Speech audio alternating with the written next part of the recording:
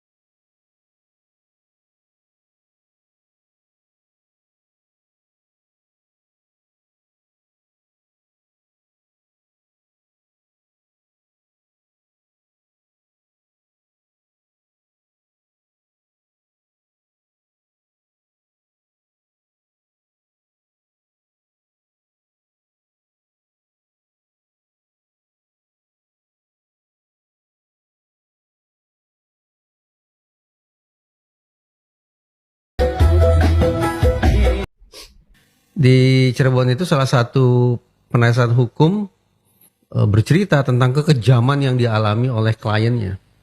Kejamnya minta ampun. Nah, dari kekejaman itu saya bertanya-tanya, apa ya tahanan sesama tahanan melakukan kekejaman seperti ini? Saya terus terang tidak teryakinkan.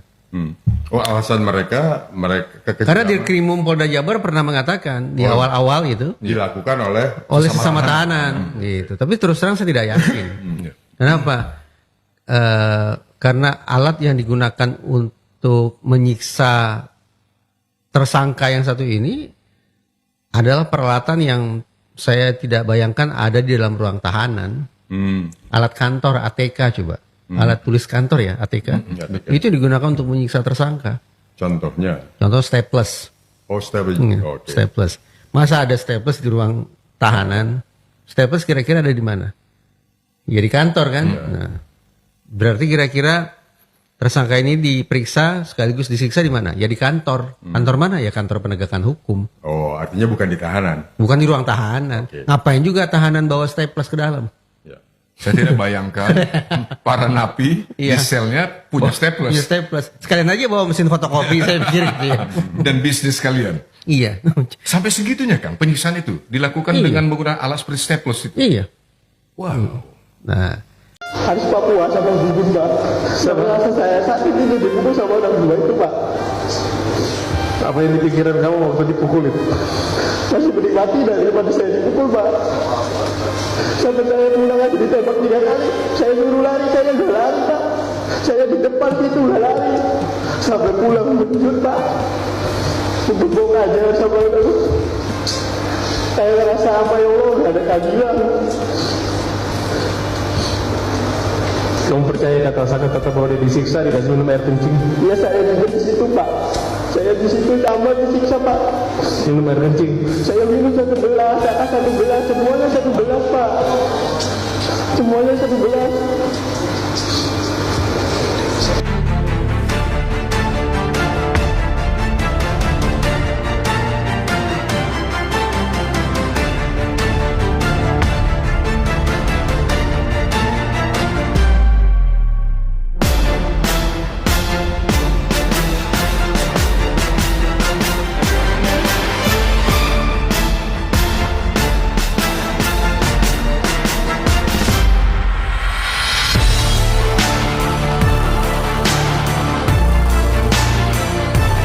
Mati juga langsung dipegang, langsung digamplong itu di situ, langsung gampleng aja. Oleh siapa, berapa orang? Sama yang orang 3 itu, Ya, siapa?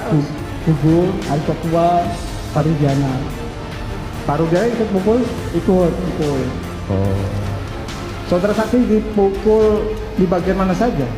Ya di sini, di kepala semua Pak. Hanya dipukul, tidak ditendang segala macam? Itu masih di mobil dipukulin, nyampe. Bukan, bentar. Kita waktu di motor. Ketika di motor masih dalam keadaan hidup, saudara saksi sudah mengalami pemukulan oleh sama orang tiga itu. orang tiga itu adalah Aris, Gugun Gumelar, Ya, terus Pak Rujani. Dan saya kemarin punya statement, kita akan melaporkan ya untuk penyidik-penyidik yang sudah ada berkasnya di saya, dan ternyata orang itu kalau punya BAP Rudiana itu orangnya itu ya. Kalau ada BAP Rudiana itu orangnya disebut di persidangan. Siapa Gugun, siapa ini segala macam ya. Kita bidik penyidik itu. Ya, kita buat laporan, kita proses hukum semuanya ya. Ya, hanya pimpinan yang bodoh dan tolol di Indonesia ini yang membenarkan seorang manusia diperlakukan kayak anjing ya. Betul, luar biasa, Ya, Masya Allah. ini mendidih darah saya, tangis darah saya. Yang jumpa pers bersama Rudiana, di belakang Rudiana ada orang pakai masker warna hitam, baju loreng. Tahu nggak itu siapa? Tahu nggak? Ya, itu siapa? Belum tahu kan? Ya, coba perhatiin. Jumpa pers yang namanya kemarin, di belakang dia kan menolak siaran langsung TV One nih, ya kan? Nah, di belakangnya Rudiana ada seseorang yang lagi kita cari-cari menghilang. Ya, pakai masker dia ya. Kan dua orang tuh teman akrabnya, ya. Yang satu Gugun Gumilar, yang satu Aris Papua. Ya, coba perhatiin siapa ya.